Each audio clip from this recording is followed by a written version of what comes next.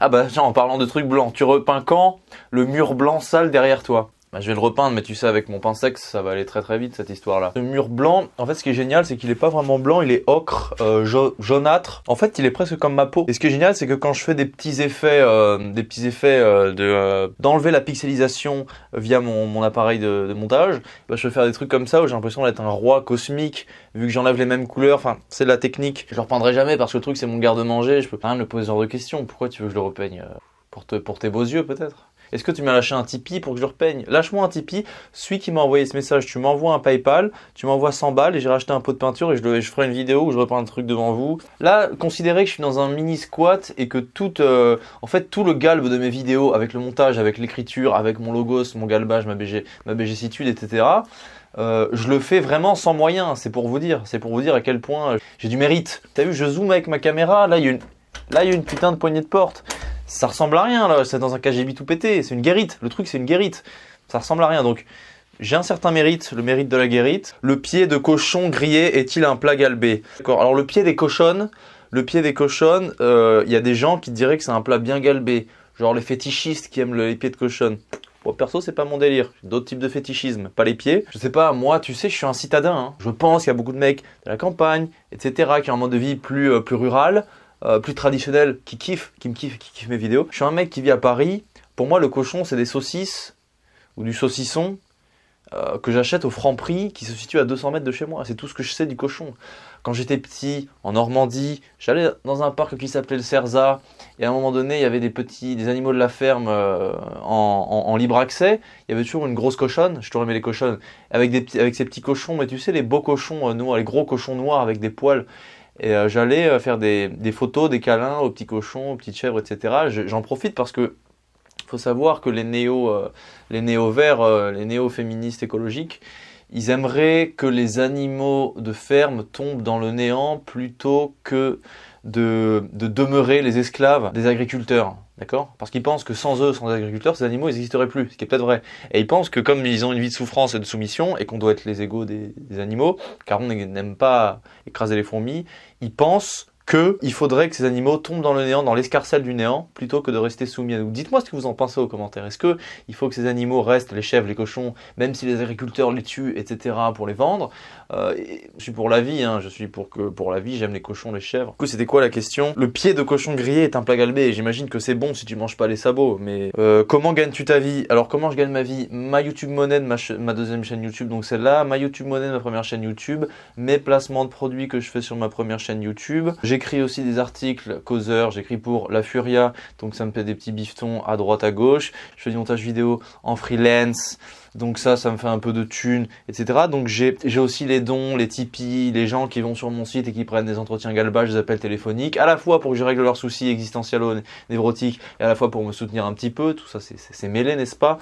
Parce que ce qui est vrai, c'est que je travaille beaucoup par rapport à ce que je gagne. Par exemple, des fois je peux travailler une semaine sur le montage. En tout, disons que je travaille 2-3 jours sur l'écriture, une semaine sur le montage, mais comme un malade, je suis perfectionniste, je suis un nerd quand je travaille. Je travaille énormément et des fois la vidéo me rapporte 40 euros, c'est rien. Et il y a des mecs ingrats qui se permettent de dire que je vends mon cul en faisant les placements de produits nuls. Mais les gars, il y a certaines personnes, vous êtes ingrats. Ingrate. Moi, quand je fais un placement de produit, j'envoie des messages, je communique, je fais la pub, machin chouette, d'accord. Je parle de ceux qui critiquent, hein, c'est pas vous qui payez le loyer. Alors ne soyez pas ingrat. Quand je fais une pub qui dure 1 minute, vous prenez votre curseur, vous avancez d'1 minute et vous voyez pas la pub et vous vous en foutez. Moi, ça me permet de continuer à faire mon business, mes vidéos, parce que sans argent, on peut pas vivre, voilà. Donc les gens qui disent ça, je pense que c'est des mecs de 18 ans qui connaissent pas vraiment la valeur de la vie et de l'argent et qui se disent dans un délire, ouais, il y a que l'honneur, il y a que je sais pas quoi, l'honneur qui compte, machin chouette, faire des pubs, c'est vendre son cul, mais ça c'est du bidon, ça, on a besoin d'argent pour vivre. Tout le monde sur internet vit grâce à la publicité. Tout le monde vit grâce les médias que tu regardes, à part les trucs où il y a des abonnements, mais YouTube c'est gratuit, donc je peux pas proposer d'abonnement, il y en a la mine. Donc les gens qui disent il a vendu son cul, il a fait un placement de produit, les gars, si je gagne 500 euros en faisant un placement de produit, ou 600 ou je sais pas quoi, et que ça peut me payer mon loyer par exemple, bon, bah si vous voulez pas que je fasse de placement de produit, faites-moi un don de 600 balles, et j'en ferai pas. Ok? Tous ceux qui me critiquent, faites-moi des dons, comme ça je gagnerai 10 000 euros par mois et j'aurai pas besoin de faire des placements de produits. D'ailleurs, les placements de produits que j'ai fait, je pense à Kalos et YFood, en plus, c'est des trucs qui sont corrects, c'est des trucs bien.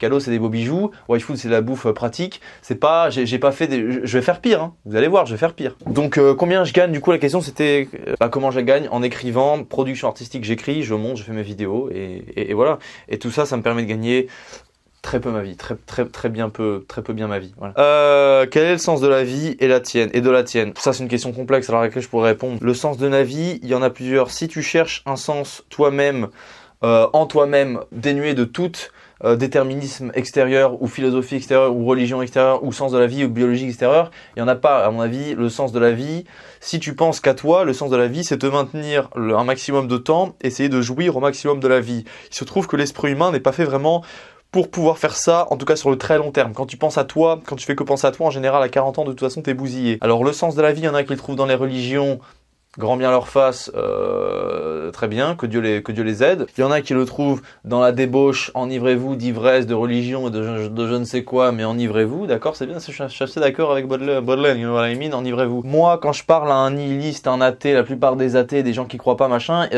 ils deviennent absurdes, ils tombent en absurdie, c'est Camus, Enfin, tu vois, c'est tous ces mecs-là, finalement, ils trouvent pas de sens. C'est Foucault, c'est Deleuze. Mais tous les mecs comme ça, finalement, c'est des mecs qui avaient envie de crever. La plupart des gens qui croient en rien, c'est vrai que de croire naïvement à une religion et penser que tu vas aller au paradis en faisant le bien, c'est un peu naïf, etc. Mais à la rigueur, c'est comme un enfant qui pense qu'il va être récompensé par ses parents s'il est sage. Quelque chose, ça lui donne un but dans la vie. Un enfant qui croit pas à son père, qui voit pas son père et qui pense que personne n'est là pour lui, cet enfant-là, il finit comme dans le film des années italiens de je sais plus quoi, un film où un enfant finalement il est sur les ruines de la guerre et il saute d'un appartement et il se suicide.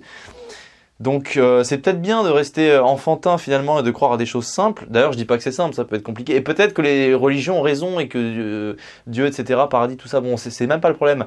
Moi si tu me demandes le but de la vie, moi il est très simple. Le but de la vie, il est inscrit dans chacun de nos organes. Ton œil, il sert à voir. Ta main, elle sert à attraper des choses pour manger. Tes jambes, elles servent à te déplacer pour marcher, pour courir, pour esquiver les méchants, etc. Et ton pénis, il sert à évacuer la pisse et à féconder des femmes. Et tu vois, et les femmes, c'est pareil, elles ont des organes qui servent Et on sert à quoi? Le but de la vie, tout nous enjoint à la reproduction. C'est quoi le truc le plus important dans la vie? On pense tous à une chose, au cul, au sexe et à l'amour. Et à l'amour, qu'est-ce que ça veut dire? Schopenhauer, mais même pas lui, tout le monde le sait, c'est la reproduction. Le sens de la vie le plus objectif, c'est de survivre. On survit en mangeant, on survit en dormant, on survit en fuyant, en se battant, en acquérant des ressources. Donc c'est de survivre, donc c'est de rester nous-mêmes. La façon de rester nous-mêmes à travers le temps, c'est de faire des enfants. Pourquoi on dit les enfants ils ressemblent à leurs parents? Parce que c'est leurs parents, génétiquement. C'est pour ça que je veux des gosses. Je veux une fille avant 30 ans. Parce que bon, ça, c'est autre chose. Mais le sens de la vie, le plus incontestable, le plus objectif et le plus positif, dans le positivisme, hein, dans ce sens-là, c'est de faire des gosses. C'est la seule réalité. C'est de faire des gosses et de les faire survivre. Et eux, ils en feront, etc., etc. Si on met tout ça de côté et qu'on n'y pense plus, on dit que pour nous, dans 50 ans, il n'y a plus personne sur Terre. En tout cas, dans notre monde, à nous. Voilà, donc pour moi, le sens de la vie, c'est la reproduction. Mais c'est pas un sens que j'ai choisi. C'est pas le sens que je dis moi, je dis pas c'est mon sens à moi. Je veux dire, c'est pas ça que je dis. Si tu me dis ah oui, dans ce cas-là, tu vas faire 20 gosses avec une fille abominable et les élever, ou devenir une star et jouir de ta vie tout seul comme un individualiste, à la rigueur, je préfère jouir d'une star tout seul comme un individualiste. Mais le sens de la vie biologique est inscrit dans nos gènes, c'est la reproduction. Et c'est tout. C'est tout. Faire des enfants, c'est tout. C'est le seul but de la vie pour moi. Voilà. Et c'est pas moi qui l'ai choisi, je l'ai détecté, je l'ai intuitionné. Il se passe quoi dans ta tête lorsque tu écris des vidéos? Qu'est-ce qui se passe dans ma tête? Qu'est-ce qui se passe dans ma tête? Un espèce d'orage. Je deviens une espèce de storm, de brainstorm. Tu sais, le cerveau, il y a des neurones et des connexions synaptiques qui se font, c'est-à-dire, j'ai pas tous les termes techniques, mais il y a de l'électricité qui passe de neurone en neurone. Et bien moi, quand je commence à écrire, je suis pris dans une vague de créativité. Mon cerveau, il est un peu en pilote automatique. Et j'ai l'impression d'être le réceptacle de pensées qui me dépassent. Et d'être le réceptacle et d'harmoniser tout ça. Et de le penser pour l'harmoniser. Et comment ça se passe? En général, je commence à penser à un sujet. Les idées me viennent. Je fais beaucoup d'associations d'idées parce que j'ai une intuition extravertie, parce que je suis NTP, et une pensée introvertie. Quand j'écris mes vidéos, je pense à la fois à aller choper la vérité la plus profonde dans le monde des ontologies approfondies. C'est-à-dire que moi je parle toujours de la véritable vérité véridique, je suis un véritologue finalement. Je suis un véritologue. Donc là c'est la profondeur, le sérieux, le respect des grands principes. Et à côté de ça, je suis dans le foisonnement, dans l'ornementation, avec le montage, avec ce qu'on appelle les punchlines, les jeux de mots, toutes les figures de style, etc. Toutes ces choses-là, c'est de l'ornement. Et je le dépose, cette ornementation, sur les vérités que je chope parce que je suis un véritologue. Donc je fais tout ça et j'essaye Et ça part dans tous les sens. Quand je commence à penser, je suis chez moi, souvent c'est la nuit, ça me prend à 1h du mat, je commence à penser à quelque chose et j'arrive plus à m'arrêter. Et je me dis putain, je suis censé dormir, il est 1h du mat, mais je pense, j'arrive plus à m'arrêter. Et je suis obligé de sortir un calepin et d'écrire. Ça s'est passé comme ça pour ma vidéo sur l'amour. J'ai commencé à avoir des révélations comme ça sur l'amour. J'ai écrit entre 1h et 3h du mat. Comme ça, en 20 minutes, j'allais dire en 20 minutes, après 20 minutes, après il a fallu 2 heures pour m'endormir. Et tout s'est fait comme ça se fait, c'est-à-dire que moi, les choses arrivent, c'est comme si une grue, elle apporte les pierres, tu vois, et moi je suis juste l'ingénieur à côté, le gros connard qui est là, oui, allez, dépose ça là, et à la fin, ça fait la cathédrale Notre-Dame. Parce que j'estime effectivement que mes vidéos sont d'une perfection architecturale, littéraire et vidéoludique assez remarquable. Voilà.